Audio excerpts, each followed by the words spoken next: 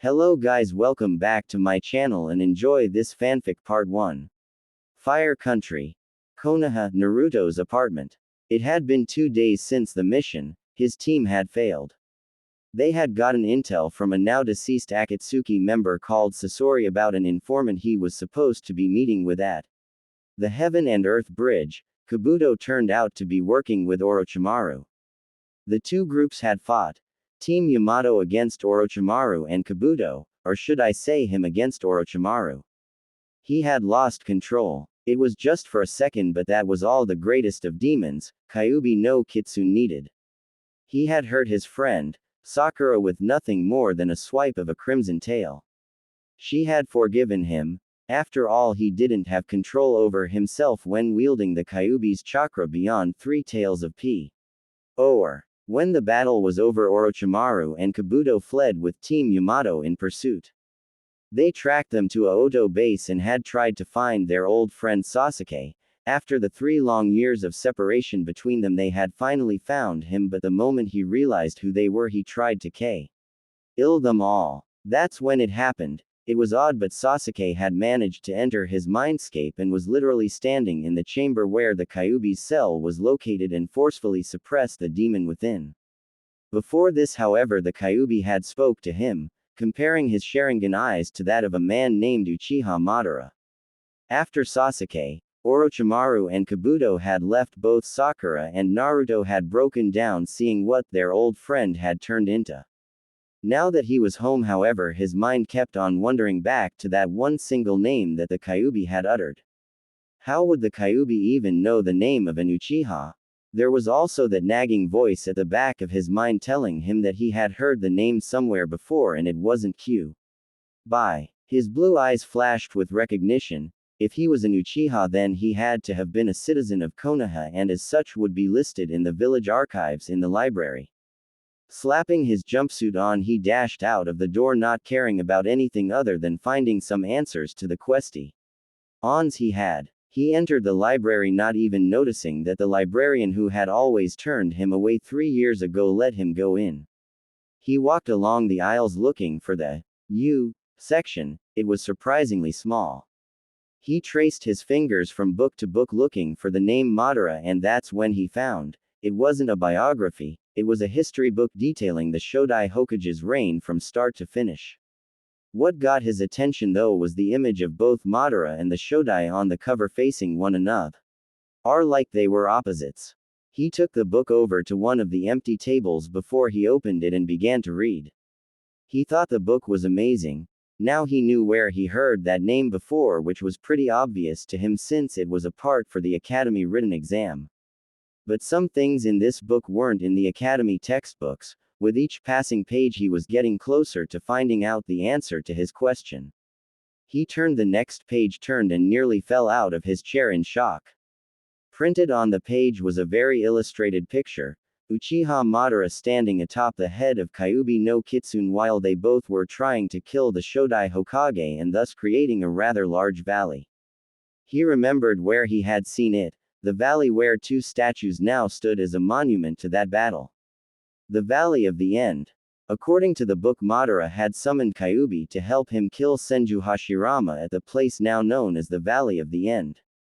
He couldn't grasp the idea as to wanting to summon a demon to kill someone. It would be like making a deal with the devil, or in this case a demon. It made no sense, and yet he was looking at proof of such a thing. Why? He kept asking the question. Not getting an answer, the blonde stood and put the book back, knowing he had an answer to his first question, but this has given me another question that I need an answer to. Why did you attack Konoha, Kyuubi?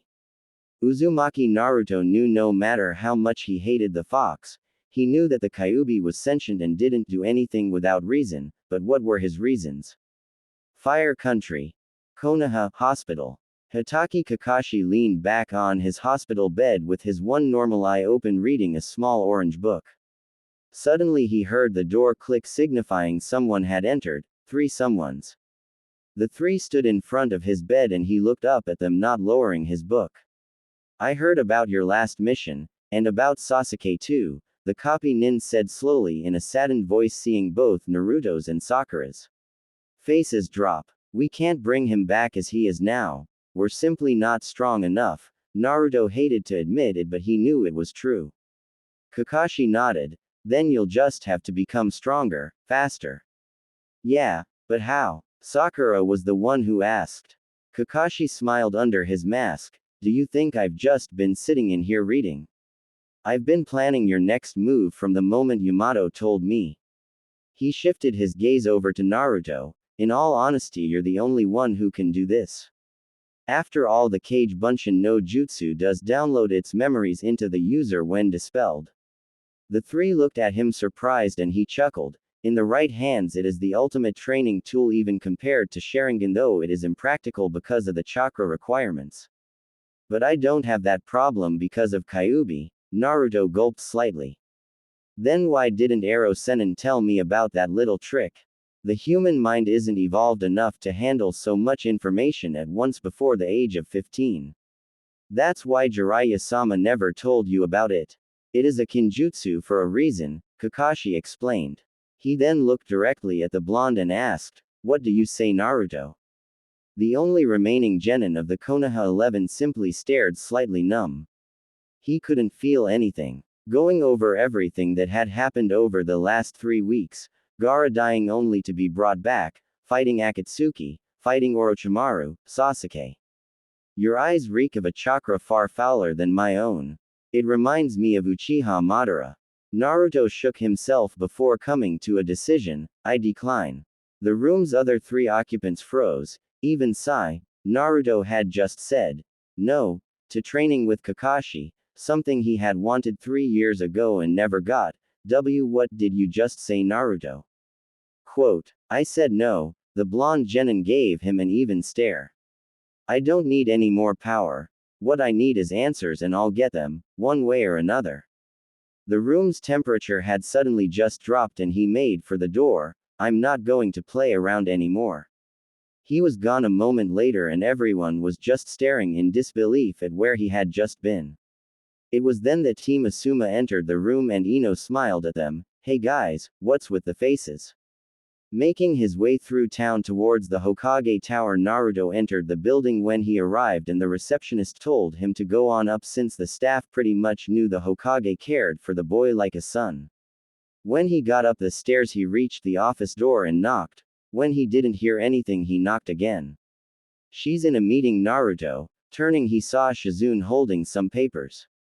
Is there anything I can do for you? Quote, you can tell me when she'll be out. He half asked. The older woman smiled at him and waved him down the hall. She should be finished in about 10 minutes. You can wait outside if you want, it's just down the hall on your right. Naruto smiled at her and nodded. Thanks, Shizune Nekken. He bade her goodbye and sat down outside of the council chambers. It was silent for a few minutes before a voice shouted from inside the room, which he quickly identified as Tsunade's. What? Exclamation mark, quote. Pressing his ear against the wall he listened in. Please understand, Hokage-sama. The boy has become a threat to the village, and with the recent attack on the cage there is no doubt that we will come under attack if the boy remains here. I know that, but why exile him? What the heck are you people thinking? If he goes out there then Akatsuki will. That was definitely Tsunade. Now Tsunade-sama. We know you care for the boy, but village security comes first, so he will be exiled instead of executed, a smug voice cut in. Not a chance in hell. I won't allow it. Tsunade yelled in anger. Uzumaki Naruto is a ninja and so falls under my jurisdiction. The council cannot dictate to me decisions concerning my shinobi. No, but with the daimyo backing the council we can, was the sickening banshee-like voice of a certain pink-haired councilwoman. The order is already given. Uzumaki Naruto is hereby banished from Konoha within 1 week. Naruto let his hands drop. He could feel something wet falling down his face. Bringing his hands up to touch it, he saw that it was tears. He was crying. He didn't need to hear any more. He just ran. Ran through the tower, ran through the crowds, ran all the way home. Not even registering what he was doing, he began to seal his things in several scrolls and put them in pockets he had inside his jumpsuit. Once he was done, he stood up and looked out of the window at the Hokage monument before he clenched his fists and looked over at the picture of Team 7 from 3 years ago. He didn't look at it very long and put it face down before exiting the apartment, making sure to turn off the lights and lock it. Making his way towards the gate, he suddenly froze. Where am I going? What do I do now that I'm exiled? A memory from his training trip played through his mind. Flashback no jutsu begin. Even I can tell hatred is spreading, Jiraiya said, sitting in a lotus position. Hatred? Naruto asked, confused. The Gamma Sennin scratched the back of his head. I want to do something about it, but I don't know what, but I believe that the day will come when people truly understand each other.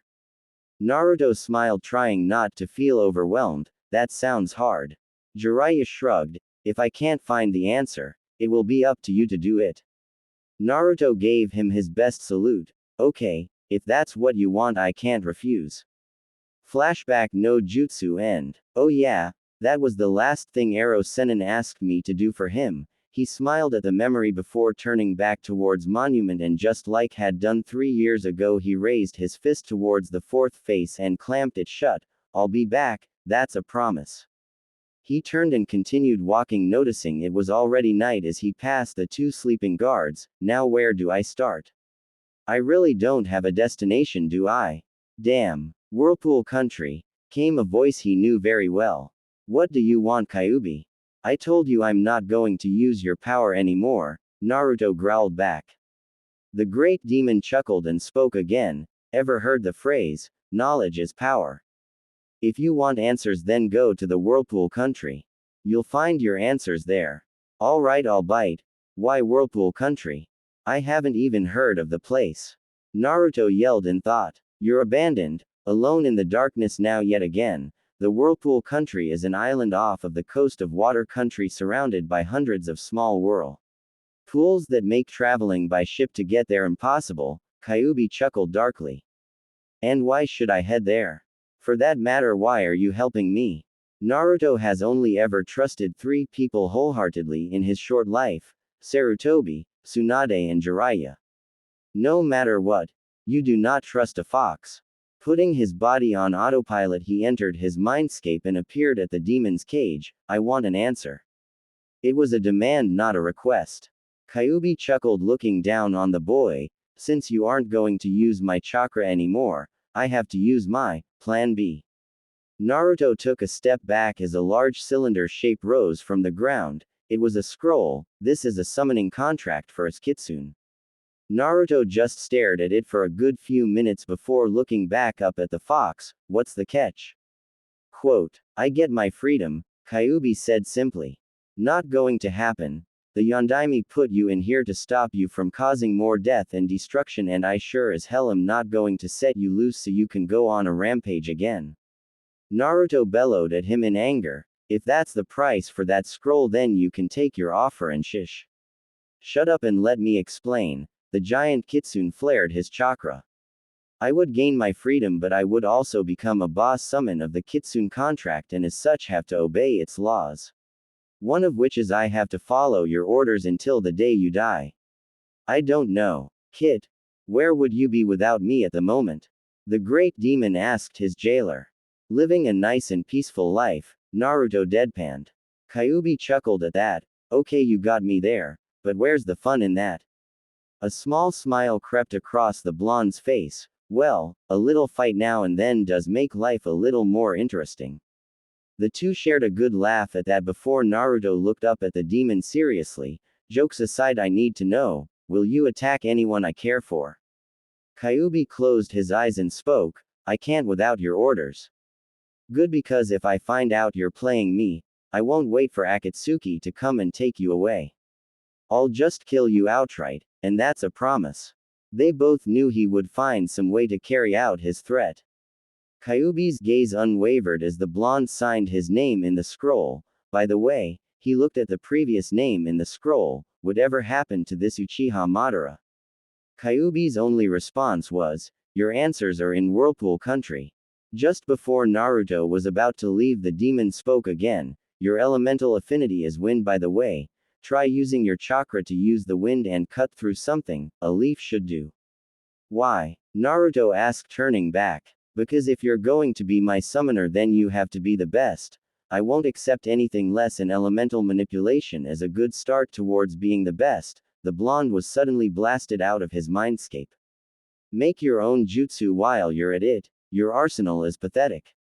And so the next few days Naruto spent training with the clone method while the fox gave him occasional advice, if that's what you want to call it. Fire Country. Konoha, Hokage's office. You wanted to see us, Hokage-sama. Tsunade turned from the window and looked over the many faces in her office. Yes, she spoke in a neutral tone. I have a mission for you all. Hokage-sama. Shouldn't Naruto be here for this if it's a joint team mission? Sai asked politely. The room suddenly got colder. Naruto's gone. Everyone of the Konoha 11 and their senseis were confused by that, so she decided to clear things up. The council in their infinite wisdom have went over my head to the daimyo himself and gotten Naruto exiled. The entire group was shocked by that. They're using this latest incident with Sasuke as a means to get him exiled, and they succeeded. Because of Kyuubi? Shikamaru asked, and none of the younger generation seemed shocked. So you all know. It wasn't a question. Half of the village figured it out a while ago, and most seemed to have gotten over the Kyuubi attack. Shikamaru sighed before continuing. Troublesome. So the council went behind your back to get him out of the village. If it wasn't for me, they would have executed him right then and there. Tsunade spoke the entire truth, and that actually shocked a few of the people in the room. She smirked suddenly though, but that's not all. Apparently the brat's gone missing. Nobody can find him, and he isn't supposed to leave for another 2 days. According to my Anbu, he's no longer in Konoha. He's already left? Ino asked, confused. When? Not sure. I've had Jiraiya out looking for him in case Akatsuki has captured him, the Hokage answered, shaking her head. Anyways, your mission is to find him and bring him back, otherwise I will have no choice but to mark him as a Nukenin. He's going to be exiled anyways, why bring him back just to exile him? Choji asked, confused as to why they should bring him back if that's what was going to happen. Politics. I will be forced to send hunter nins after him if he is officially classified as a Nukenin, Tsunade replied. Wow, why are we talking like this? Surely there's something you can do to get him reinstated, Tsunade Shisho. Sakura spoke, trying to calm down. Please no. Not another one. With the daimyo backing the council, there's nothing I can do. Fire Lightning Country. Border. Uzumaki Naruto was a lot of things. Headstrong, stubborn, half crazy, and has been known to switch between being a genius and an idiot at random, but there is one thing he is known for being that truly defines who he is: he's insanely lucky. It had been 3 weeks since he left Konoha, 3 weeks since he left the one place he had always called home, and in those 3 weeks, with the help of shadow clones and Kyuubi, he had progressed more than he did in almost 3 years prior. He still had a long way to go, but at least now he felt like he was progressing again. He was nearing the end of the seemingly endless forest towards his next destination, and finally exited the forest onto a giant open field that stretched for miles. You know, if I've ever had one other dream other than becoming Hokage, it'd be to see the whole world. Now that's a dream I don't mind, he heard the Kyuubi mutter before feeling him curling up to go to sleep. Wake me up if you need me. That's when he felt it. Whirling around, he spotted a squad of 14 nins exit the forest behind him, all wearing a Konoha hitai. I think you should stay awake for this, fox. That's probably a good idea. The Kyuubi's eyes snapped open as he opened his senses. Naruto recognized the group consisting of the rest of the Konoha 11, Kakashi, Asuma, Yamato and Guy. What are you guys doing here? Naruto, what are you thinking leaving the village? Kakashi half asked, half yelled. The blonde his head to the side. They were going to exile me anyways. I thought I'd get a head start on those Root Anbu guys the council will send after me. That doesn't matter. You need to come with us so you won't be marked as a Nukenin, Kakashi explained. Naruto just shook his head. No can do, Kakashi-sensei. I'm heading in the other direction. Naruto, the copy nin warned. This is where we part ways, sensei. For better or worse, the blonde settled into a fighting stance. If you want me, then you'll have to use force because I'm not going back with you. Enough of this. Akamaru. Kiba charged forward with his loyal companion right beside him. He jumped and spun around, creating a miniature tornado, followed shortly by Akamaru, Gatsuga. Kiba, stop. It's too dangerous. Asuma shouted after them. You know you're no match for them all, kid, even if you have improved greatly, Kyubi spoke in his mind. I know, but there are only 3 forms of facing an enemy. Fight, hide or run. I can't fight them all. There's nowhere to hide and they'll just chase me if I run. Naruto spoke in thought as he watched the two move like a drill towards him. You'll have to run, but first you must take out your enemy's trackers so they can't pursue you, the great demon informed him. As the 2 spinning man tornadoes closed in on the blonde, he started charging 2 randomly contained spinning balls in both his hands. I get it, but I don't want to kill any of them. You don't have to. Just don't screw up. With that, the link went silent. Just when the pair was a few feet away, he raised both chakra balls and hit them both while they were in midair, Rasenrangan. The 2 were suddenly spinning in the other direction before being blown back by the jutsu. They were sent crashing into a nearby tree and boulder. Kiba. Akamaru. Ino shouted, but the 2 were unmoving. That idiot. That was close. Naruto crouched down and settled into a taijutsu position. I know it isn't field tested, but I don't stand a chance without it. Taking a deep breath, he started channeling chakra to every corner of his body. Here we go. Guy. Lee. Go in fast and close to take him down. Both green beasts nodded and shot forward on Kakashi's order.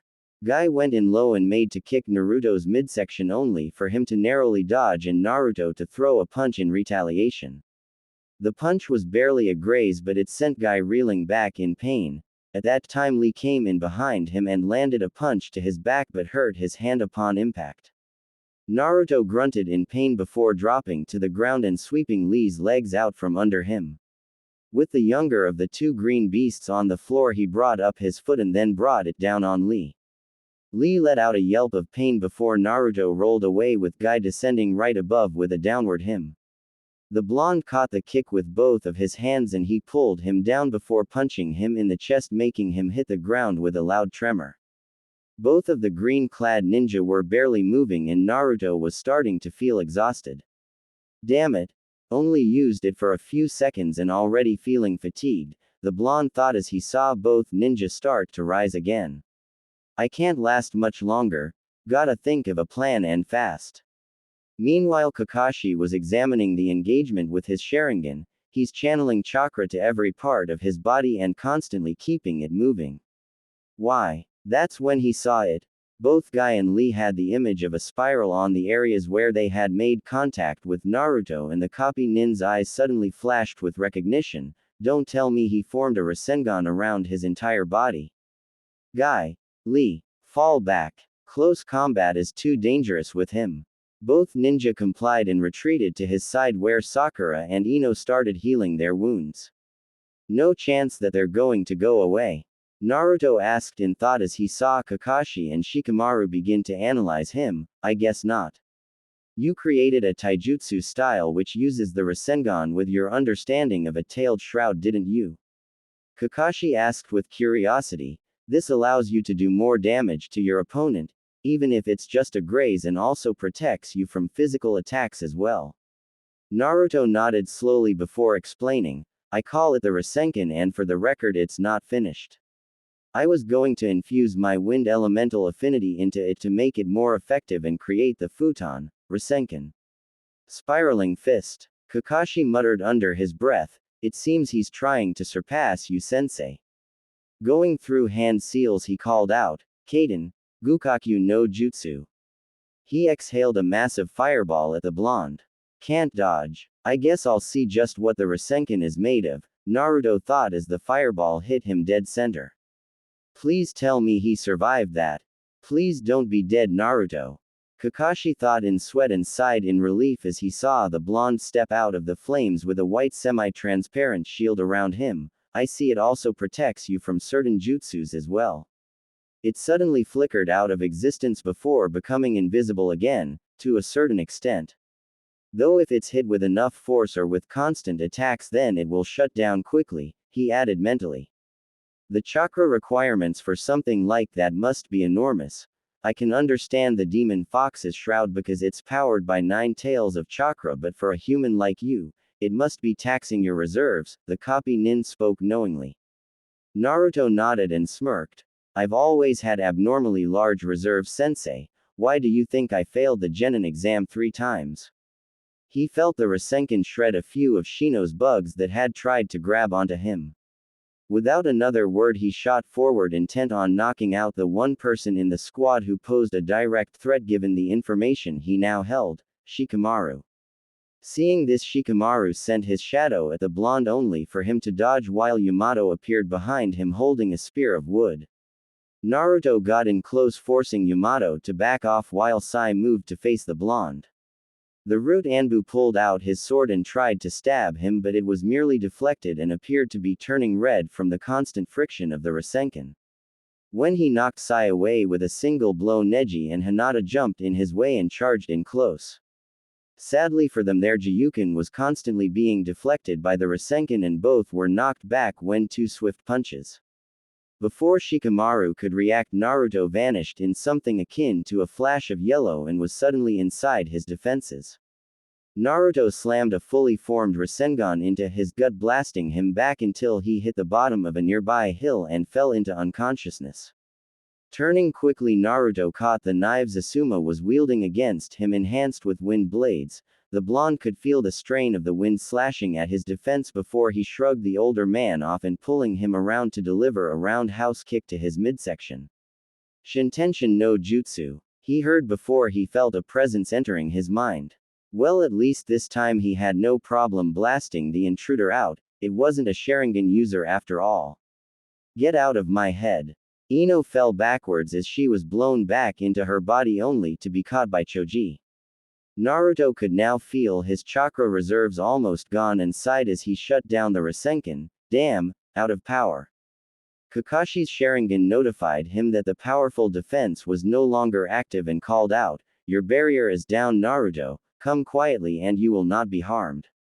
Naruto was panting slightly and looked around at the still conscious Konoha forces, Kakashi, Shino, Choji, Tenten and Sakura. I nay. Ed to get out of here now.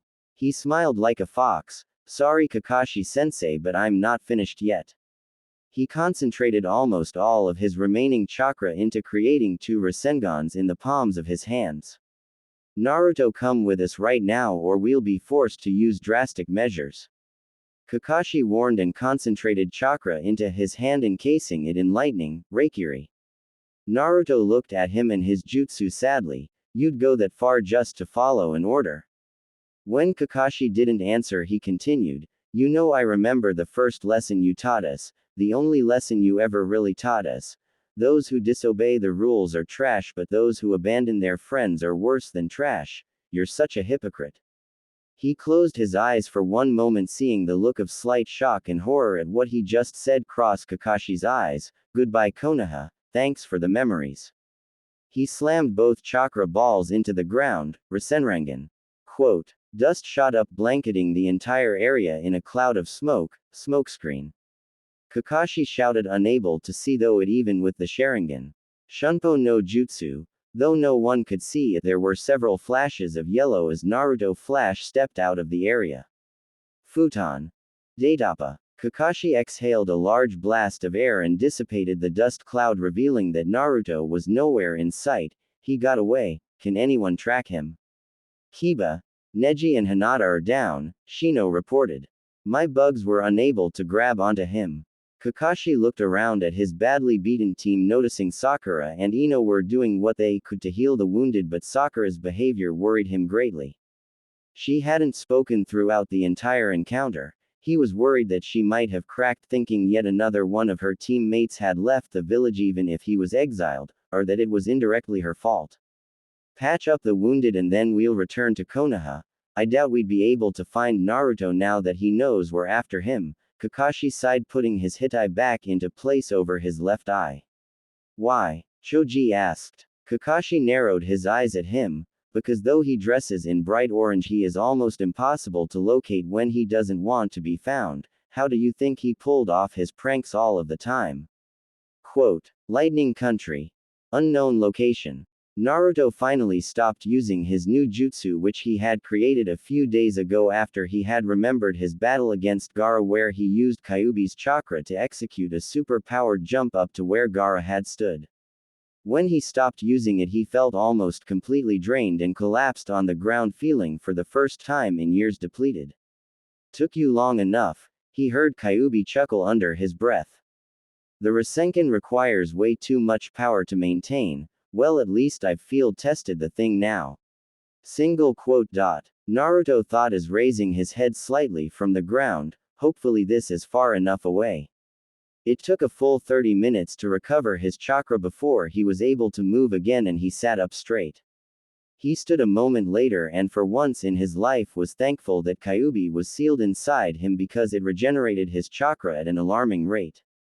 You need to hurry and get out of here before anyone else shows up. Kyuubi spoke more as an order than a suggestion.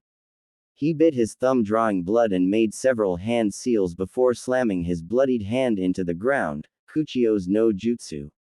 With a poof of smoke, there suddenly stood in front of him a horse-sized five-tailed fox. I guess the Kitsune contract was the real deal after all. The fox looked over at him for a moment before speaking in a feminine tone. You must be the new summoner. It wasn't a question. Naruto scratched the back of his head nervously and explained, Yeah, that's me. Do you mind if I get a ride? Quote. Sakino simply stared at him before nodding. I am Sakino no Kitsune. Father speaks highly of you. How far do you wish to travel? The blonde pointed up at a far-off mountain. To the base of that mountain. That's a day's journey at least. Another week's to get up it. Are you sure? Sakino commented. Naruto nodded. It would take 3 times longer to go around it. Sakino sighed. Very well. Climb on and we'll get moving. He pulled himself up to mount the fox like you would a horse, and she spoke again. Fast or slow? Fast. Naruto half asked. Okay. She said simply as her tails wrapped around themselves. You might want to hang on. Sakino looked over her shoulder at him and grinned, like a fox. The end of her tail suddenly caught fire and exploded outwards away from them. Step 1. With the sound of an explosion echoing behind them, the fox took off at insane speeds towards the mountain, making Naruto have trouble breathing. Note to self. Never ask her to go fast again. Did I fail to mention she likes high speeds? You could almost feel the amusement in the demon lord's voice. She's your daughter, Naruto shot back. Lightning Country. Kumo, Southern Gate. It took a full week to make it to the Kumo, which was situated on the mountain summit. Sakino had returned to the Summon Realm per her request once they reached the bottom of the mountain. Over the week while he had been climbing up it, Naruto had been experimenting with adding wind to his various forms of Rasengan. He hadn't got it down yet, but he was close, very close. Damn it. It's not good enough, he thought, looking at his worn-out arm as he approached the village gates. I really need a bath and a nice comfy bed. I really hate bathing in rivers and sleeping on the ground. They had better have ramen. Halt. That's far enough. State your name and your business here. Naruto was pulled out of his thoughts by one of the 3 Chunin on guard duty. I'm Uzumaki Naruto. Well, I just want to stop here tonight. I'm just passing through really, and I should be gone tomorrow, the blonde explained. The Chunin looked him over a few times before nodding. All right, follow me to the Raikage's office. You will of course be watched by an Anbu at all times as per protocol. Naruto sighed in relief before nodding, led the way Chunin-san. As he followed the Chunin through the village, he noticed right away the absence of any muttering and any hateful glares directed at him. People were going about their business. Stores all around the area were abuzz with activity, and there were even children running around playing. Kumo itself was several large clusters of platforms, buildings and towers all over the mountain's peak, with the Raikage Tower at the very top. All of this was interlocked in one way or another, and it was one of the largest hidden villages in the elemental countries, rivaling Konoha in sheer size. That's when Naruto dropped the question he had wanted to ask since arriving: do you know any good ramen stands? Quote. The Chunin stopped dead in his tracks and he turned fearfully. Don't tell me you. What? Like ramen? Of course. It's a gift from the gods. You could see the sparkles in Naruto's eyes. Sweet Kami, not another one, the Chunin muttered, shaking his head and shivering in fear. He knew someone that had a very large addiction to ramen. Now he had met another. They're both blonde too. Proceeding through the village, they were nearing the Raikage Tower when suddenly all of Kumo shook with several explosions echoing in the distance. What the hell was that? Naruto asked, getting his bearings. The Chunin didn't answer, but when he saw some smoke in the distance he took off toward it. Hey, wait up. Naruto shouted, running after him, noting that the Anbu that was supposed to be tailing him wasn't there. The two arrived at the demolished section of the market district, which looked like it had been through a war. What happened here? The Chunin looked around in horror, seeing other Kumo nins helping people out of the rubble. He spotted someone wearing a Jonin jacket pinned under a support beam and dashed over to him. Eric Sensei. He kneeled down beside the man who was his teacher. Are you alright, Sensei? The man, now identified as Eric, grunted in pain but nodded. I've had better days. One moment and I'll get you out. The Chunin lifted the support beam with Naruto's help, allowing the Jonin to get out from under it. What happened here, sir? There were two of them, he gritted out with a wince. They appeared out of wearing black cloaks with red clouds and attacked Yugito-sama. He winced a bit more. Yugito-sama lured them away into the sewer system towards the central hub directly below us. She blew out the hatches and the valves to prevent them escaping and us from interfering. That explains the explosions. The Chunin clenched his fists. She's all alone in there. While this was going on, Naruto was deep in thought. Black cloaks with red clouds. Definitely Akatsuki, but that would mean this. Yugito would be a Jinchuriki. I guess it's true what they say, enemy of my enemy is my friend. How far down are we talking? Naruto asked, interrupting the two Kumo nins. They looked at each other before turning back. Just under a mile. We don't have the tools or the time to drill down there though, Eric answered honestly. Naruto didn't answer but instead charged a ball of spinning chakra. Just under a mile, might be close, but I'll do what I can. He slammed it into the ground, burying it in deep and causing it to accelerate downwards, creating a hole in the deep into the ground. Rasengan. He turned to the two once he was done and said, catch up when you can. With that he jumped down into the hole, disappearing from view. As he fell, Naruto was in a deep discussion with a certain fox. So any idea which Jinchuriki this is? I might have an idea. Nibi no Nekomata. She's my mate, Kyuubi answered, mused. Naruto almost fainted at that. What? You're married? How the hell did that happen? Do not think so lowly of me as to go by the human's term. She's my mate, not my wife, Kyuubi growled in anger. You mean like soul mate? Naruto asked, trying to understand the concept. Yes, you hairless ape, Kyuubi replied mockingly. Naruto resisted the urge to hurt the demon lord, but I thought Sakino-chan was your daughter. She wasn't a cat. She gets her striking good looks from me while she gets Nibi-chan's personality. You could almost say Kyuubi was proud of that. You don't say, Naruto thought dryly. Lightning Country. Kumo Sewer System Central Hub.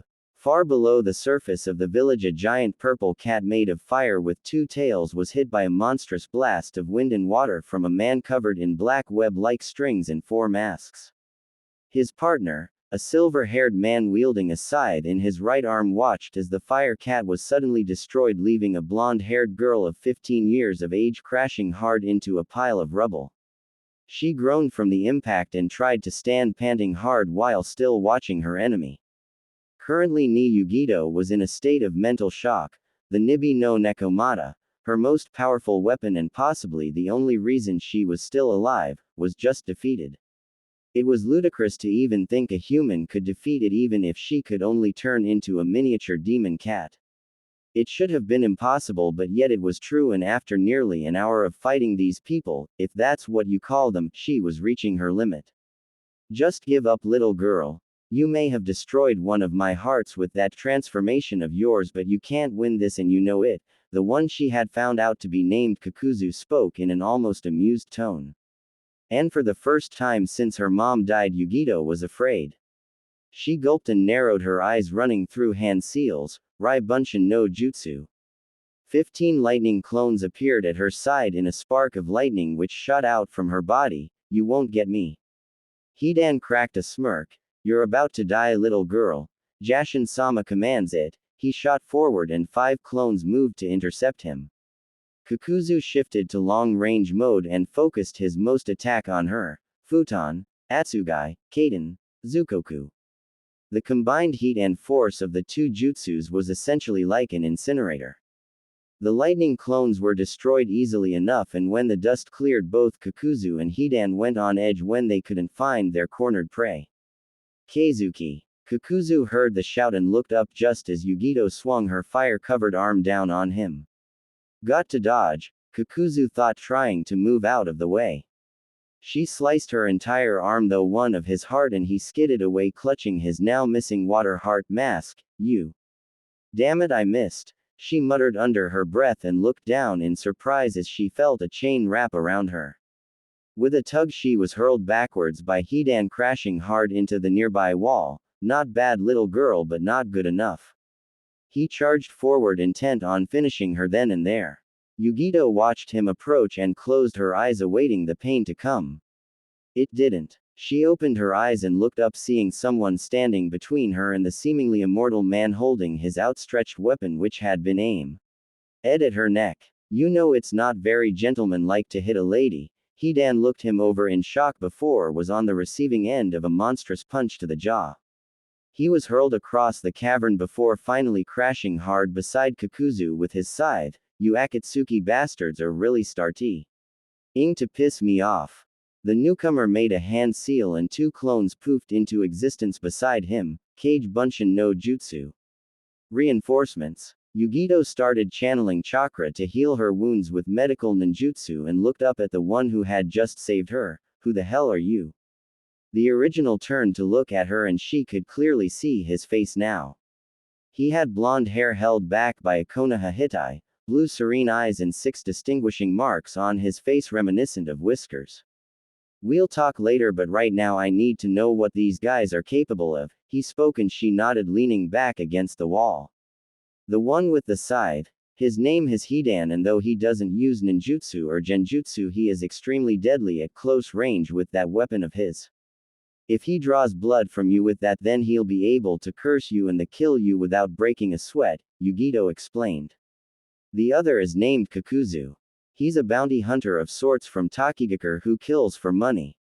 He's a mid-range fighter who has 5 hearts he's taken from other people to prolong his life, and has also fought the Shodai Hokage.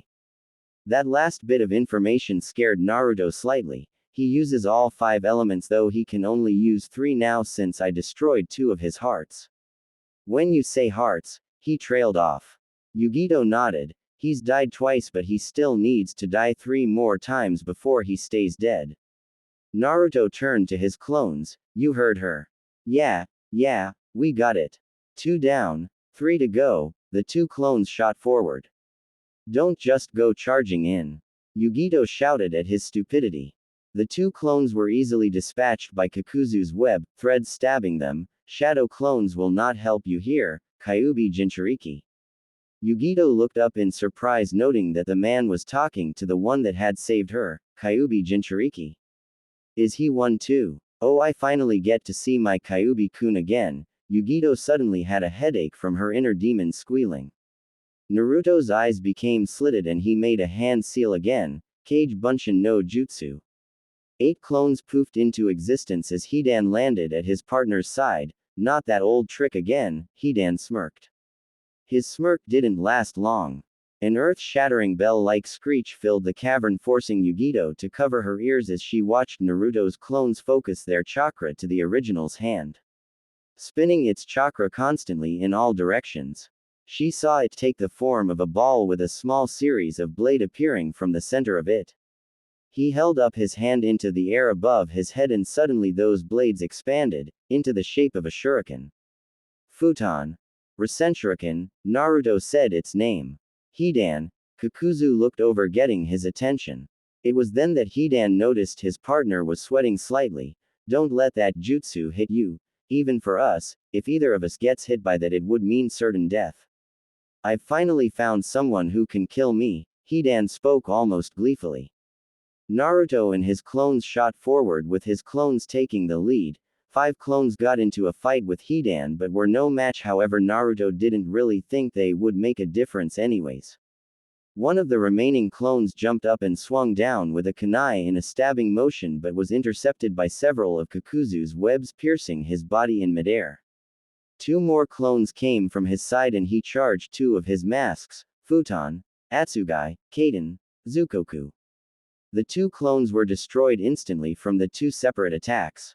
Kakuzu. Behind you. Hidan called out. Kakuzu turned and his eyes widened as he saw Naruto lunging towards him with his jutsu in hand outstretched. Shit. I've got to dodge. He skidded backwards and the jutsu mist slowly diminishing and fading from existence. I have you now.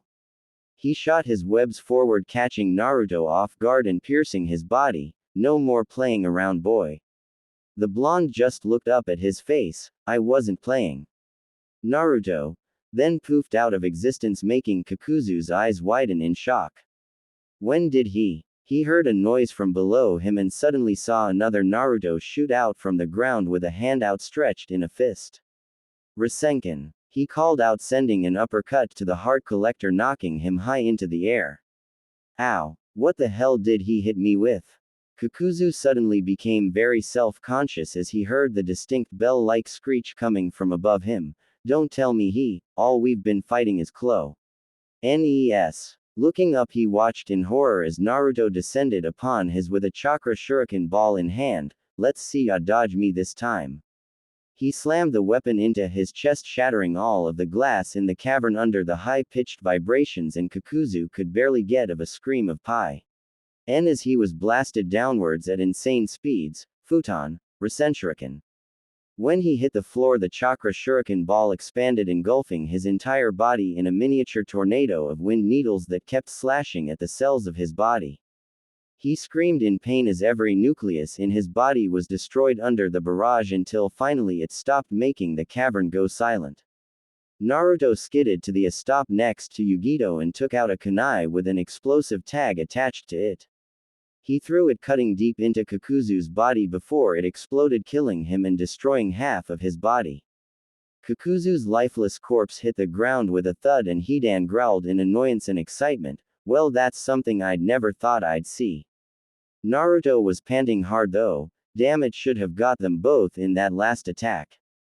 Now I'm completely exhausted and I'd rather not try that again. He looked down at the hand he used to wield his jutsu. It was numb. Very numb. It looks like you're out of chakra. Hidan's smirk widened as he closed in slowly, still holding his scythe. I need to do something or I'm dead. No pressure, Naruto thought wryly, trying to go through his options. He didn't have any. Hidan charges without any further delay and is within a few feet of him before he is sent flying backwards by a well-placed punch to the face. He slammed into the wall, leaving a crater and numerous web-like cracks in the wall. Grandfather. Yugito called out as the wreckage landed beside the 2, with Team Samui dropping down in front of the 3. Are you alright, Yugito-chan? The wreckage knelt down to hug his granddaughter. They didn't hurt you, did they? That punch he just gave Hidan, I wonder whose has more force to it, his or Obaken's? Naruto shivered at the thought and turned his attention to the sole remaining Akatsuki member.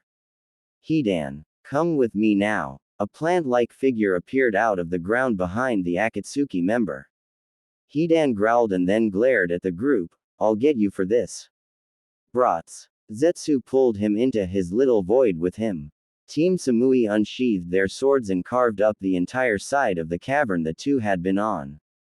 When the dust cleared, it was clear that both of them were gone, and Naruto finally let out a sigh of relief, only to wince in pain now that his arm was no longer numb. Well, that's what I get for using a jutsu I haven't field tested, the ex-Konoha nin grumbled, clutching his arm. Yugito saw this and grabbed his hand, and before he could protest, she started using her medic jutsu on it. you hadn't even field tested that jutsu. Then what the hell were you think of using it for? Are you trying to kill yourself? He winced as she worked. Well, the jutsu still isn't finished and clearly it still has a few flaws in it. Not finished. She gulped and looked up at him with wide eyes. That jutsu of yours destroyed the nucleus of nearly every cell in your arm. Naruto grinned sheepishly at that. Well, you should see the other guy.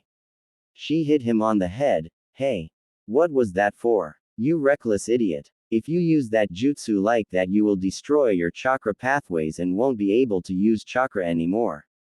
She berated him. Is that any way to talk to the guy that saved your pretty little? He shot back, causing her to go red in the face.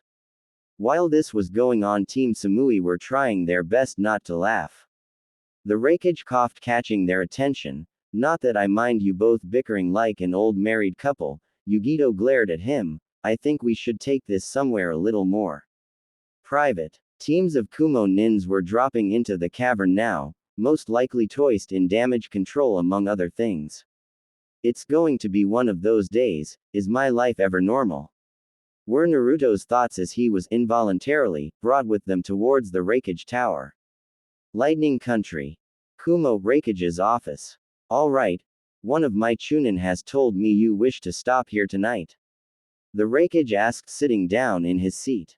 Yeah, I'm actually just passing through on my way to Water Country, Naruto explained. The aged Kage raised an eyebrow at that. That's a strange place for a Jinchuriki to go. Usually Jinchuriki are treated worse there than bloodlines. Yeah, well, I'm just passing through there as well. He told the truth, or at least most of it. But there's nothing past Water Country but ocean. It's the edge of the continent. The Raikage scanned over him for a second. You're planning to leave the continent. In a manner of speaking, it wasn't a lie. It just wasn't the whole truth either. The Raikage eyed him a bit more before nodding, knowing the boy wouldn't tell him his destination. The place past Water Country is Whirlpool. Nah, couldn't be. That country has been destroyed, so there's no reason for a child to go there unless, shaking himself from his thoughts, he nodded his head. All right, you can stay in the village tonight, but you must be on your way noon tomorrow, understood? Yes, Raikage-sama. Jiraiya had pummeled manners into his head when talking to leaders. Especially shinobi village leaders. Good. Now moving on, according to my spies in Konoha, you are a genin. Why? The Raikage couldn't seem to wrap his head around that bit of information. You used your spies to get information on me. Naruto was a bit surprised at that. After all, besides Kyuubi, there wasn't really anything special about him, right? Yes, now to answer the question, how can a genin, stressed it a bit, who without using his Biju's power take on 2S ranked criminals and kill one of them while delaying the other till reinforcements arrived? The Raikage deadpanned. That shouldn't be possible even for a Jinchuriki. Naruto looked a bit nervous at that. Well, I haven't really gotten around to taking the Chunin exams again. If the Chunin exam was the only way for a ninja to become Chunin, most of the villages would be filled almost entirely of genin. The aged Kage chuckled. Why haven't you gotten a field promotion yet?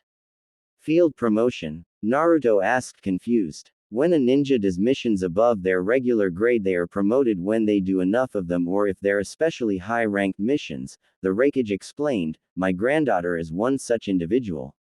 She took an extremely dangerous S-ranked mission and was promoted for it instead of showcasing her to the elemental countries at the exams and probably painting a bigger bullseye on her than what she has now. So you're saying I could have been promoted at any time? I've been doing high-level missions a lot over the years. The blonde looked saddened at that and asked mentally, did they not trust me? I think I know the reason you weren't promoted. You weren't liked in Konoha even by Jinchuriki standa. RDS were you? When Naruto didn't answer, he continued. They probably didn't want you to become a Chunin, preferring to keep you as a genin. Naruto's voice was barely a whisper. Yeah, I think you're right.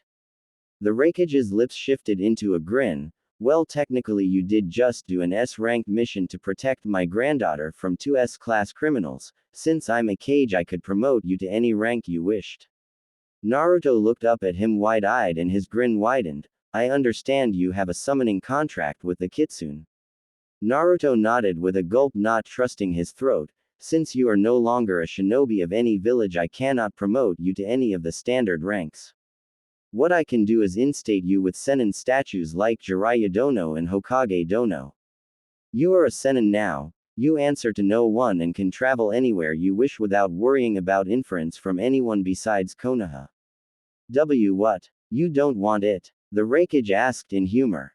Damn right I want it. Whatever manners he had for high authority figures had just been thrown out of the window when that offer was made. Congratulations, Kitsune Sennin, the Raikage almost laughed at his dumbfounded expression. I don't know what to say. Naruto looked between overjoyed and completely shocked. Not used to rewards, are ya, kid? The aged Kage asked sadly before he smiled again. Think of it as a thank you for saving my granddaughter. Yes, sir. Naruto nodded in thanks and asked. Will that be all, Raikage-sama? The Raikage simply looked at him for a few long moments before nodding. That will be all, Uzumaki Naruto.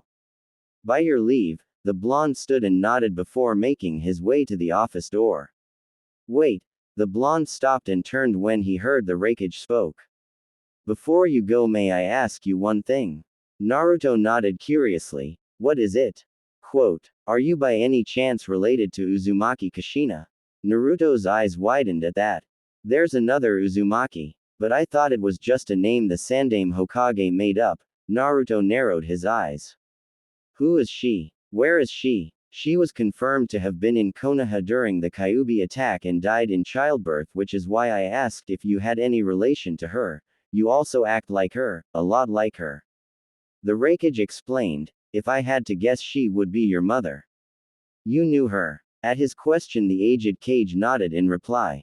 Yes, she was the last Uzukage of Uzugakure no Sato deep in Whirlpool country. Despite not being an official Kage like the others, there were still very few who would trifle with her. Naruto's eyes widened at that. Uzugakure no Sato was Kyuubi no Kitsune's first target before attacking Fire Country. I'm not really sure how it got past Water and Lightning Country without us knowing about it though. Wait. Kyuubi attacked Whirlpool Country first? Naruto asked confused. Why? You're its Jinchuriki. Why don't you ask him? The Raikage asked. Furball. No answer. Kyuubi. Still nothing. He's not answering. Anyway, we should be able to do a DNA match between you and her, though I have a pretty good guess who your father is as well. Aged Kage spoke knowingly. Of course those two did marry. She just didn't take his last name to protect herself from his enemies. This might hold true for young Naruto-kun as well. He pressed the bottom on the intercom and spoke. Yugito-chan, are you still in the lounge?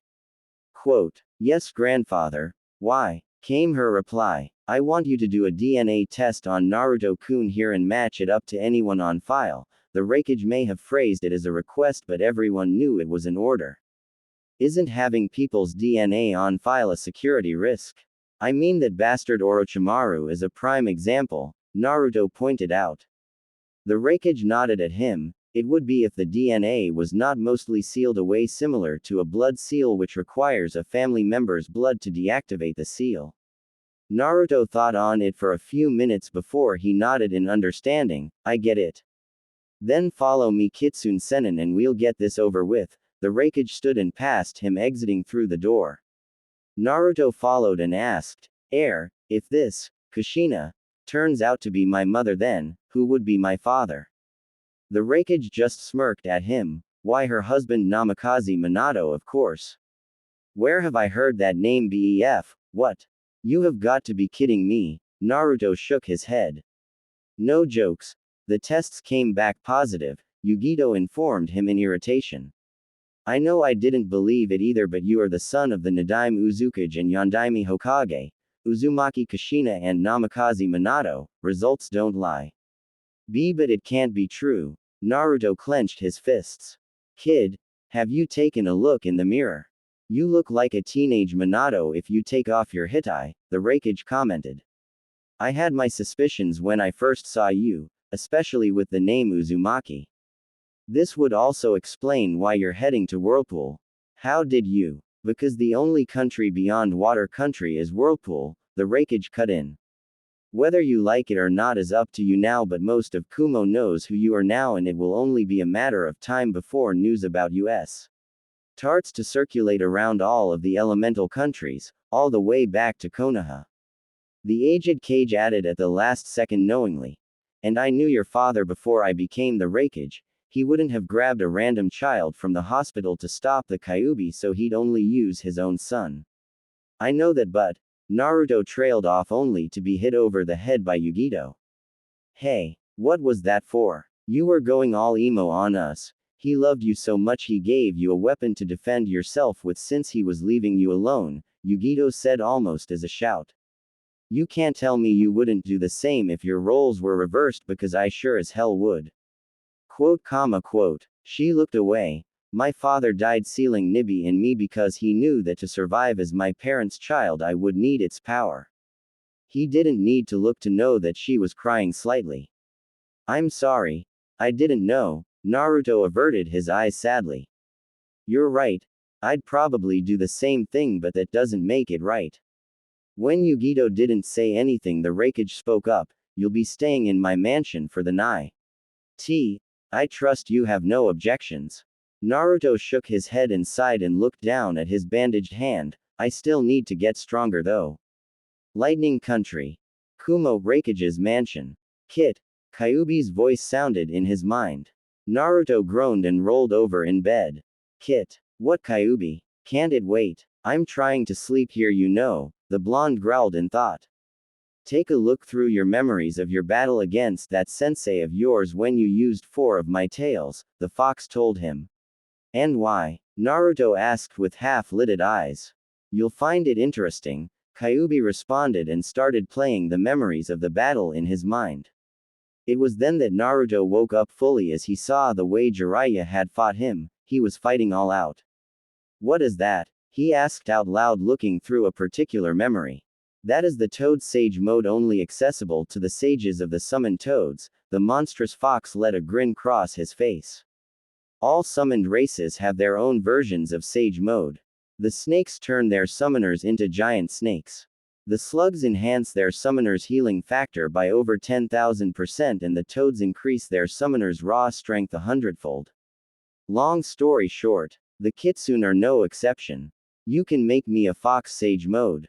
Naruto asked in confusion. I thought that would be something like a tailed shroud. In a manner of speaking, it would still be different from that pervert's Sage mode in that it won't have any jutsu or frog katas, which are even, I have to admit, extremely deadly to you lower lifeforms, Kyuubi explained. Hey, anyway, the Fox Sage mode would instead give you enormous amounts of chakra, and I mean enormous in a fraction of my physical strength, the fox finished. Great. No cool jutsus, but instead I get a fancy new form. Just great. Naruto grumbled for a second before getting up from his bed. He opened the nearby cabinet where he had put his jumpsuit. Once he got dressed, he made his way for the door, only to stop when he saw it. There, hanging from the door, was a long red trench coat with the bottom outlined with black flames, and on the back of it was the image of a fox with 9 tails over the image of a Rasenshuriken. And emblazoned over that was the kanji for Fox Sage, which he nearly fainted from seeing. He let a wry smile form on his lips and put on the coat before moving towards the mirror. It looks like a custom job. It was probably the Raikage, Naruto though, and took off his hitai, letting his hair fall out of place. I really do look like Dad, don't I? He smiled and shook his head and looked down at his hitai with the Konoha symbol on it. Looking at it, he couldn't help but see his friends, all the family he had ever known. He clenched it in his hand and put it away before exiting the room, making his way towards the training grounds behind the mansion. Once there, he followed Kyuubi's explanations on and continued to practice until a certain someone decided to interrupt him. What are you doing, brat? Yugito asked from her position on one of the nearby training posts. Don't call me a brat. I'm the same age as you, Naruto growled back. She chuckled at him and nodded. True, but you're far too immature for your age. He was about to say something but stopped himself, remembering her tears yesterday. What is it? He shook his head. Never mind. He then gestured for her to come over. You want to join me? I never did like training alone. Yugito nodded silently and approached him. Now I've got to ask, has Nibi ever offered you a summoning contract with the Nekomata? Yugito nodded at that. Yes, but I've never signed it. Why? Why don't you do that first and I'll show you what I have in mind? Naruto was grinning like a fox. Unbeknownst to them, the Raikage watched from one of the mansion's windows, his bother at his side.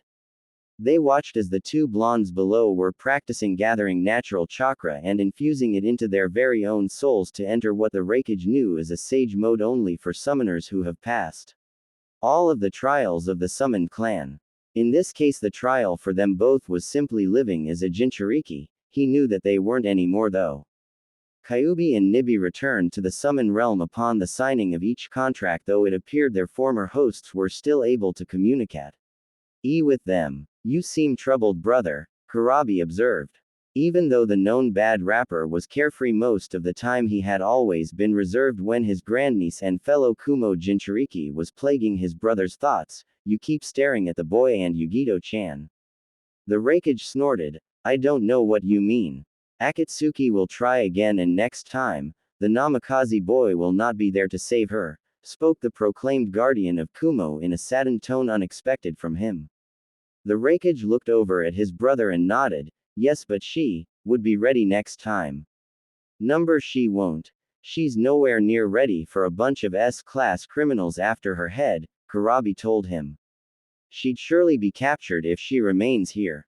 Yes, but would it be safer to send her with the boy? He's head into water country and then onto Whirlpool. Do I have to remind you why that territory is so dangerous? Asked the aged Cage with cold eyes. Kurabi closed his eyes and shook his head. If she remains here, she will surely be captured and killed by Akatsuki, but if she goes with the boy, she might have a chance to live through these harsh times. The Raikage merely stared at him before nodding slowly, agreeing with his brother. Yes, she would be safer if she were constantly on the move and one step ahead of Akatsuki. Kurabi smiled, slipping back into his carefree nature. Don't worry so much, bro. Yugito-chan will be alright. Yo. Would you not start with the rapping at a time like this? The aged Cage asked, annoyed. Before the Hachibi Jinchuriki could respond, the two felt a great pressure in the air and looked down at the two outside. They looked different.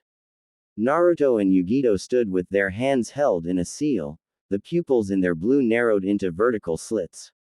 Then it was gone. Their eyes suddenly shifted out of existence, returning the two teenagers to normal, if that were even a word to describe ninja. It was then that the Raikage made his decision. Rain Country. Aim Akatsuki headquarters. So the Kyuubi Jinchuriki has fled Konoha, Deidara grinned. Can I go after him? It will be a blast, so to speak.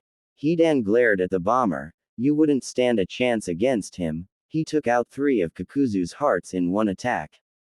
The same guy that reattached your arm after yours was blown off fighting the Eyed Wonder. You make him sound scarier than he really is. Kisame said with a laugh. He's nothing but a brat. A lucky brat, but still a brat. That may be, but he isn't a normal Jinchuriki like the others, and now that he's traveling with the Nibi Jinchuriki, he will be hard to capture, Zetsu informed.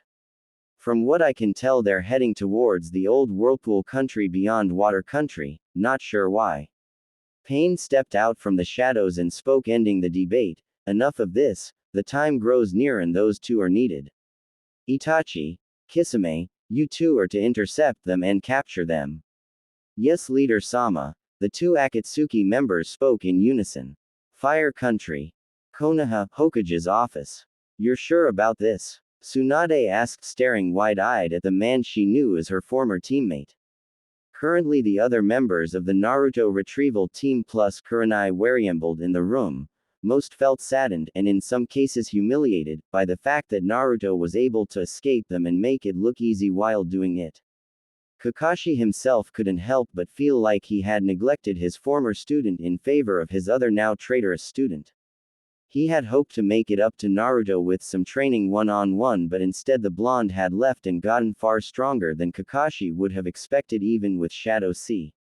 Loans. The last engagement just proved it. Anyway, back to the situation at hand. My spies confirmed it.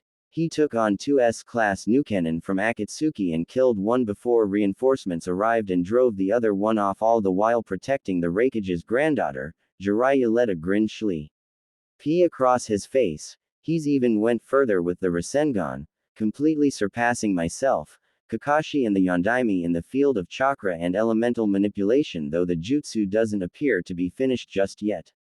He killed an S-class Nukenin in one attack. Tsunade asked in disbelief, hearing the retrieval team begin to whisper to each other. It gets better. Apparently as a reward, the Raikage proclaimed him as a Kitsune Senin along with his granddaughter and Naruto's new traveling companion, the Neko Sen. The Gamma Senin let what he had said sink into the group. Even the Uchiha has yet to be classified as S rank, and it appears the brat already has quite a reputation in the ninja world. Especially since he invented an S-ranked space-time jutsu on par with Minato's Hiraishin no Jutsu, though it appears to be different but still give off something reminiscent of a yellow flash when used. What? The Hokage gritted out. What the hell? He trained with Jiraiya for 3 years and there was barely any improvement other than Kyuubi's chakra, and now, did you train him at all in his training tr? IP or something, because from what you're telling me the kid has done more in a few weeks than he has grown stronger in the past 3 years. Tsunade growled out at him.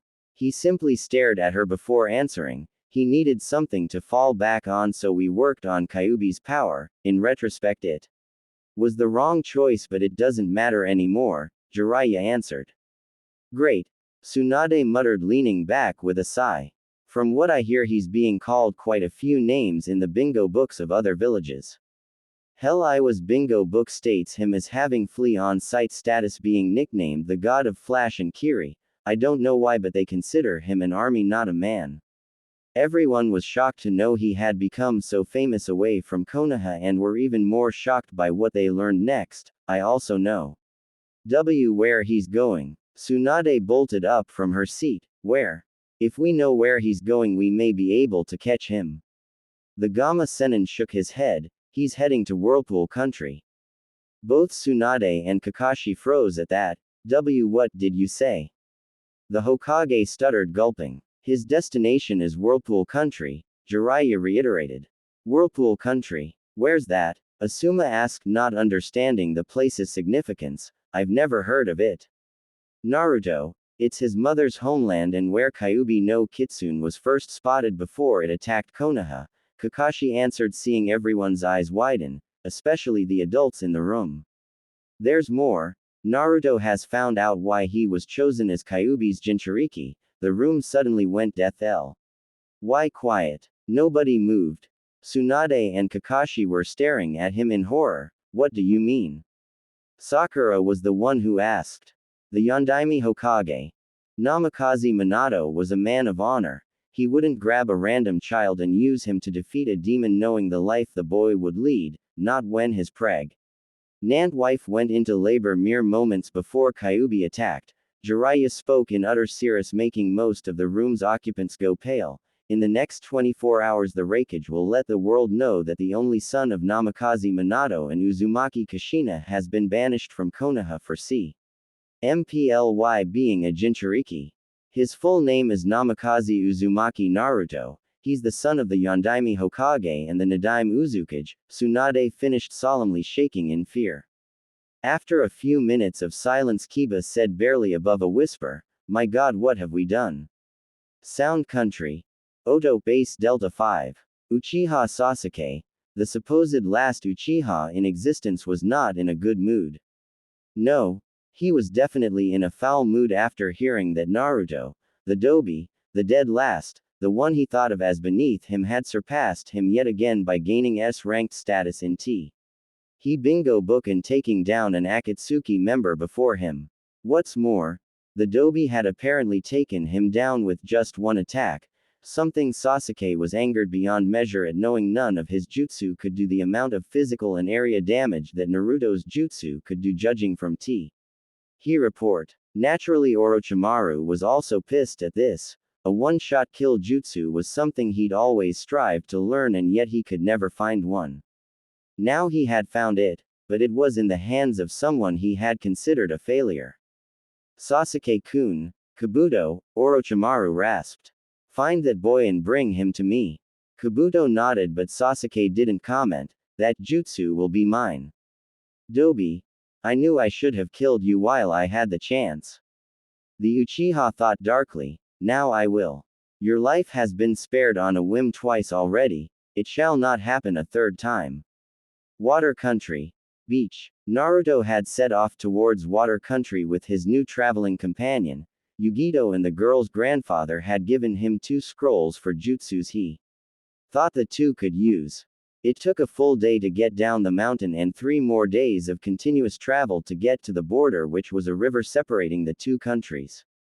Yugito now sported a dark purple cloak with the image of a cat with 2 tails over a red flame-covered sword emblazoned on its back, and over that was the kanji for cat sage.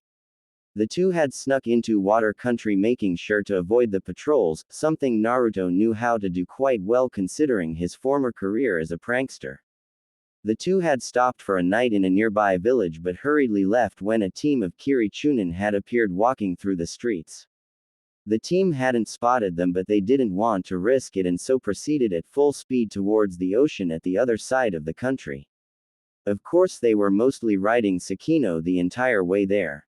We're almost there, the fox spoke, notifying the two riding on her back as they traveled through the woods. I've never seen the ocean before, Yugito muttered. I've only saw it a few times, mostly on missions. Naruto commented from behind her. It's one of the few things I actually find beautiful. The now proclaimed Neko Senin didn't say anything to that as Sakino finally came to a stop. Looking forward, she saw they were standing on a hill at the edge of the forest, and in front of them were the large open waters of the sea. Since it was midday, the sun was high in the sky, casting its glow across the water, making it appear a bright blue. The two then dismounted the fox, taking a few steps in front of her. Thanks for the ride, Sakino-chan. Say hello to your father for me. Naruto said, casting a look back. I'll do that. Until next time, Naruto-kun. Yugito-chan. With that, the fox promptly disappeared in a poof of smoke. Well, what are we waiting for? The Kumo nin asked, walking down the hill towards the beach with Naruto following close behind. In the trees just behind them appeared the remnants of the Konoha 11, Jiraiya, Kakashi, Asuma and Guy. There he is, and it looks like his new partner is with him, Lee said quietly as to not give away their position. Partner is right. She smells like a cat, yet she has the lingering smell of a fox, Kiba informed them. Jiraiya cracked a smile. You know, if the situation weren't so serious, I'd be proud of him for getting a girl, especially a blonde. Why a blonde? Kakashi asked, noticing the slightly angry looks on Sakura and Hinata's faces. Because blondes have more fun, Jiraiya told him before he settled into a neutral expression. Jokes aside, there's something that's scaring me at the moment. And what's that? The copy nin asked, getting curious looks from the group, having never seen the Toad Hermit look so serious. That girl, she looks like a teenage Tsunade, the Gamma Senin stated with his eyes glued to the 2 forms below. Get ready to move out. A few feet away, Sasuke and Kabuto arrived, only seeing Naruto and Yugito down below walking down the beach towards the ocean. This is our chance. We should catch them by surprise, Kabuto suggested, caution. Humph. Like that Dobi stands a chance against me. Sasuke said, insulted at the fact that the older of the two would suggest such a thing, and there's no way a girl can face my power. You arrogant little fool. Underestimating your enemy is a sure way to get yourself killed. Stopping, Naruto shot a look over at his companion and asked, you do realize we're being watched, right? Up in the tree, the two groups tensed and narrowed their eyes, preparing to strike when they heard that. Yugito nodded and replied happily, yeah, they're not very good. Turning his head toward the end of the beach, Naruto spoke barely above a whisper, but everyone heard it. Well, are you going to come out yet, Akatsuki? Suddenly 2 figures rose up from the sand-covered ground. Hello Itachi, Kisame. Hey brat. Long time no see. The shark man grinned, shouldering his sword. Itachi looked up, revealing his Sharingan eyes. I'm afraid the both of you will have to come with us, Naruto-kun. Water country. Seaside beach. The atmosphere in the area suddenly felt heavier. Hey brat, who's your girlfriend? Kisame asked, pointing at the Neko Sennin. She's not my girlfriend, Naruto groaned. We're supposed to bring you in, Naruto-kun. Itachi spoke in monotone, but he seemed bored. I can tell you right now that is not going to happen, Naruto said simply with a wide smile. Itachi sighed at that. Alright then, I guess we have to do this the hard way. You mean the fun way? Naruto and Kisame spoke at the same time. Yugito looks over at the Kiri Nukenin and asks Naruto, can I have fish cakes for dinner? Only if you cook them yourself, the blonde replied. Kisame laughed. So the girls got spunk. You don't do anything half-assed, do you, brat? Civilian girls are way too plain. That was apparently the wrong thing to say. Then again, I always did like the girls with larger chakra reserves, if you know what I mean. Yugito whacked him over the head. Hentai. It appears you have inherited your mother's inability to keep her mouth closed, Itachi crumbled, shaking his head. Are we going to start already? I'm getting bored. Of course it was Kisame that said this. Don't underestimate us, Naruto told him. If you do, you won't last long. This'll be fun, the swordsman said, readying his sword. There was a booming sound as Yugito shot forward, indicating she had crossed the sound barrier. Her target was Kisame. The swordsman grinned and moved to intercept with his sword at his side. She flew at Kisame, as in literally flew. A stream of jet blue flames were erupting from her feet, propelling her in a single direction, if you know what rocket boots are. Think that, but with fire elemental manipulation. Come here, girly. Kisame stopped and brought up his sword. Keizuki. The Neko Sennin shouted, and her right arm was covered in superheated flames just before she was in front of him. There was a loud clang as her fire-covered arm clashed with the swordsman's blade. Not bad. The Nukenin smirked and pulled back just to launch forward again. Yugito parried, and suddenly her other arm was covered in flames as well. I'm better than you think. Suin Keizuki. While this was going on, Naruto appeared behind Itachi in a flash of yellow, Shunpo no Jutsu. Itachi barely registered the movement until the last moment and promptly dodged the next strike. He's faster than before. The Uchiha murderer traded blows while moving backwards, but was surprised to feel a painful stinging sensation after even a graze from Naruto's attack. What is that? Some form of ninjutsu. It's dangerous to fight him at close range. Skidding away, he started making hand seals before inhaling a large breath. Kaden, Gukakyu no Jutsu. A large ball of fire was exhaled from his mouth and accelerated towards Naruto. Said blonde merely took the hit dead center. Is that the best you got?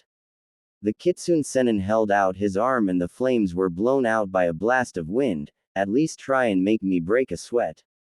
Itachi let an amused smirk cross his face. Very well. His Sharingan shifted into its true form. The Mangekyo Sharingan. Look into my eyes, Naruto-kun. Unfortunately, that's exactly what our hero did, Tsukuyomi. Naruto froze suddenly, finding himself in a distorted world where the colors were inverted. I am not going to play games with you, Itachi. In the real world, there was an echoing pulse as a wave of pure chakra shot out from Naruto's body. ND continued for about 10 feet before dissipating. Chakra Nami. Itachi narrowed his eyes as he saw Naruto raise his head towards him and glared. You didn't really think I wouldn't have developed a counter to genjutsu since our last battle?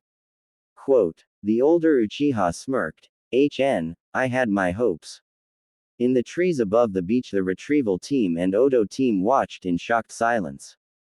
Jiraiya and Kakashi especially, knowing the extents of Tsukuyomi. They couldn't believe their eyes at the level the four were fighting at. Sasuke was seething in rage since even with his Sharingan was activated, he couldn't copy any of the four's jutsus. They weren't using hand seals to use their jutsu. They just executed them perfectly without much effort, and so the Sharingan wasn't able to copy them. The most frustrating part for the young Uchiha though was the fact that even after everything that had happened and all the training he had had, the Dobi was still Itachi's objective. Oh, he knew it was because of Kyuubi, but the fact that the Dobi was suddenly a lot stronger than their last battle and appeared to match Itachi at every turn. Something he doubted even himself could do just yet. Damn you. You've surpassed me, Again. Sasuke snarled at the thought, though outwardly he kept a calm face. Kabuto on the other hand merely watched in fear as the four below exchanged blows. This isn't the Naruto-kun we faced at the Heaven and Earth Bridge. He's equal with Itachi when even Orochimaru-sama wasn't, and he's not even using Kyuubi's chakra. Kisame, break off, Itachi ordered, getting a nod from his partner. As the swordsman broke away from his fight, Itachi turned his powerful eyes on the teenage girl, Amaterasu. Black flames of death shot out towards her at insane speed. Got to stop it. Shunpo no Jutsu. In a flash of yellow, Naruto appeared at her side and raised his hand. Futon. Rosin, a large plate in the image of a spiral made out of pure chakra and wind, materialized to protect the two from harm. The flames hit dead center and Kisame smirked. This is getting interesting. That defensive jutsu's original purpose must have been to deflect Amaterasu, Itachi mused, watching as the flames died down, revealing Naruto and Yugito unharmed. You're going to have to do better than that, Yugito grinned. Sage mode activated. The ground shook as both Naruto and Yugito shifted into their respective forms, with the sand under them suddenly shifting slightly with a loud roar. Their now slitted eyes held no fear of the two, and Kisame couldn't help but grin even as a shockwave washed over the area, snuffing out the black flames of Amaterasu. Finally getting serious. About time, brats. The audience were shocked when Kisame said that. Kage Bunshin no Jutsu. Two clones appeared at the Kitsune Sennin's side. Two clones aren't going to do anything against them, thought everyone in the audience, but the two Akatsuki members' faces had suddenly gotten serious. Yugito held up her hand to the sky and suddenly the temperature in the area had increased drastically, forming dark clouds of thunder above them. Her hand was suddenly engulfed in fire once more, but this one was a lot bigger and gave off a lot more heat than the previous stage. Naruto held out his hand and the clones start pouring in their chakra and wind elemental power. A bell-like screech echoed through the area as the ball of chakra in his hand suddenly formed four small wind blades around its surface. Holding the jutsu up, the wind blade expanded, taking the shape of a large shuriken. That cannot be good for my health, Kisame commented, tensing. So these are the Kitsune and Neko Sennin, Itachi thought, narrowed his eyes. As long as we can dodge those jutsu, we'll be okay. Hidan did say they were close-range jutsus. Yes, that's what he and Kisame would do. Dodge them both and then move in for the kill. Sadly, that wasn't meant to happen. Futon. Naruto began, not taking his eyes off of Itachi. Twisting his body, he threw the jutsu like he would a regular shuriken, Rasenshuriken. Kaden. Yugito shot her flame-covered hand out like she would a punch, Daikezuki. The blade of fire shot out like a lance in a compressed beam of superheated magma. They threw them, Kiba exclaimed. Everyone's eyes widened upon seeing the powerful jutsus being sent at the Akatsuki duo. How can they use something so condensed and, in the Rasengan's case, quick-spinning chakra at that range? It shouldn't be possible. The amount of concentration should be too much for anyone to handle. Kakashi watched in pure shock, feeling rather than seeing such powerful attacks being used. With those two jutsus, I don't think they can lose. Jiraiya watched silently. Good luck, Naruto. Dodge. Kisame shouted, seeing the danger, and tried to jump away, narrowly missing the edge of the fire blade that had come at him. He rolled away, feeling an intense blast of heat wash over him as he saw the ground where he stood a moment ago turn to glass under the extreme temperature. Well, Itachi saw the chakra shuriken come closer and closer at an alarming speed. I must act quickly. Something like that would kill even me. As he dodged, he made a single shadow clone poof into existence. I hope this works. The clone grabbed him and threw him away from the shuriken just as it passed within a few feet of the clone. This will be close. The chakra shuriken exploded in a large ball of tornado of wind, destroying Th. E-clone and everything else within its 20-meter radius, incredible. Itachi slammed into the hardened sand and rolled back to his feet and continued running, feeling the wind from the tornado sphere trying to pull him back. It's trying to pull me in. The jutsu suddenly exploded in a repulsion of wind, throwing Itachi 10 feet before he finally came to a stop, panting slightly. Now I see how Kakuzu was defeated. Of course it would take something like that to bring him down. Naruto just grinned as he replied, "You dodged it. I shouldn't really be surprised." The two shadow clones beside him suddenly started charging another jutsu, but I doubt you can dodge me forever. Eventually I'll get you. Who wants fish cakes? Kisame watched in frustration as Yugito's arm was engulfed in flames once more. Kaden. Dai Keizuki. The flames shot out in a condensed stream of heat. Not again, the mist swordsman growled, performing a series of hand seals. Sweden. Daibakufu no Jutsu. A large wave of water rose from the sea and met the blade of fire halfway, canceling each other out. Grr, that was too close. The Kumo Nin narrowed her eyes at the shark man. He used a water jutsu to neutralize it. Of course, since fire is weak against water-based attacks, a lower-level water jutsu would be able to stand up to a higher-level fire jutsu. Futon. Rasenshuriken. Naruto threw another attack at Itachi, hoping to catch him this time. This time, however, Itachi was ready for it. Amaterasu. A series of black flames shot out from the Uchiha's eyes and intercepted the incoming jutsu, causing it to detonate prematurely in a vacuum of wind and flames. Both of them were blown away from each other, breathing hard. I can't keep this up for much longer. He may not be as strong as me or have as much experience, but he's holding his own with stamina alone. Kisame had known this too, and knowing that at long ranges his opponent was deadly, he shot towards Yugito at full speed, bringing his sword to bear on her. She ducked under the swing only to roll out of the way as he brought the blade down on her, blowing up the sand as it touched the ground.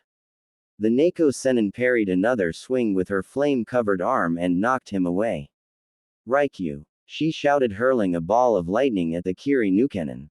They seem to be evenly matched. Kakashi observed, "He surpassed me." Are you kidding? I think he's almost surpassed me when I was in my prime. Jiraiya couldn't help but grin at seeing his student progress this far in such a short amount of time. I couldn't be prouder. Should we jump in now? Kiba asked, slightly fearful, seeing the devastating jutsus the two sides were throwing around. Do you want to be caught in the crossfire? Shino asked him as if he were stupid. After a few moments of silence, it was clear there wasn't going to be an answer. The ball of lightning hit Kisame dead center in the chest and lightning exploded in all directions. Heh, I gotcha. Kisame, however, just grinned before he turned to water, dropping to the sand-covered ground. What? Exclamation mark quote. She felt a presence behind her and turned swiftly, but it was already too late. Suiro no Jutsu.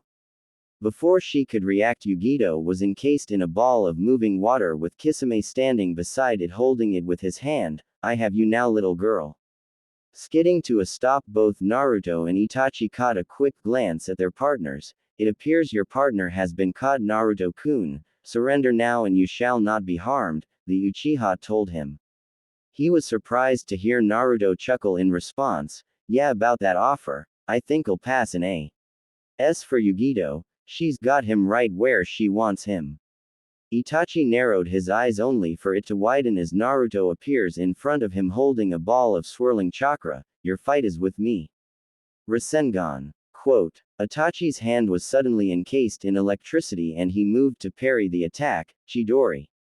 Sasuke seethed in rage at seeing Itachi use his jutsu. Itachi. You copied my jutsu. Oh dear, Orochimaru-sama isn't going to like this at all. Kabuto watched in disgust. You can't escape now, little girl. The swordsman held up his free hand holding his sword. Any last words? Yeah, I got two for you. Chidori Nagashi. Yugito's body was suddenly engulfed in electricity, shocking the water and by proxy Kisame himself. The mist Nukenin let out a yelp of pain as he was blown back, with both of them panting hard. I got the idea from one of Naruto's stories he told me about. Heh. You like it? You little bitch, Kisame growled, trying to catch his breath. Go K yourself, was all Yugito said while channeling more chakra to her arm, forming a blade of flames to encase it. There's not enough time to use Suiten. Daibikufu no Jutsu. Guess I've got to dodge instead. Kisame jumped high into the air, hoping to dodge the jutsu he knew was coming. Kaden. Dai Keizuki. The Neko Senin yelled, unleashing her jutsu at the swordsman. A water clone suddenly appeared at his side and pulled him out of the line of fire as it shot past H. I am heading up into the sky above. Touching back down, he grinned. You missed, he said simply. Who says I was aiming for you? Yugito asked innocently, causing the swordsman to narrow his eyes at her. The sky suddenly darkened above them with large thunder clouds forming. Itachi skidded to a halt not too far away and with wide eyes looked up at the sky and then at Kisame. Shit.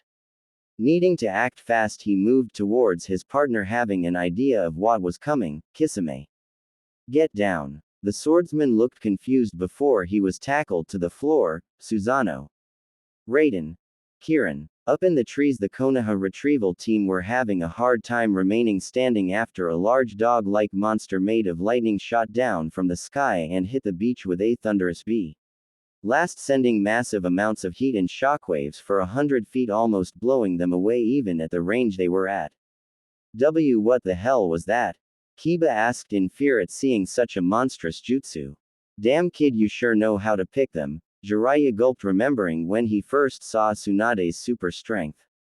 Though I think you have a mother complex, he let a perverted grin cross his face. Not too far away, Sasuke clenched his fists in anger. That cloud bitch. That is my jutsu. Mine. It's bad enough I'm being upstaged by the Dobi, but now this no-name bitch.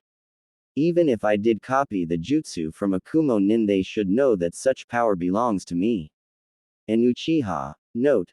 Superiority complex in its finest. Kabuto, on the other hand, it would be foolish to take them without reinforcement. He seemed particularly annoyed, though should the opportunity present itself we could capture the two. Note to self.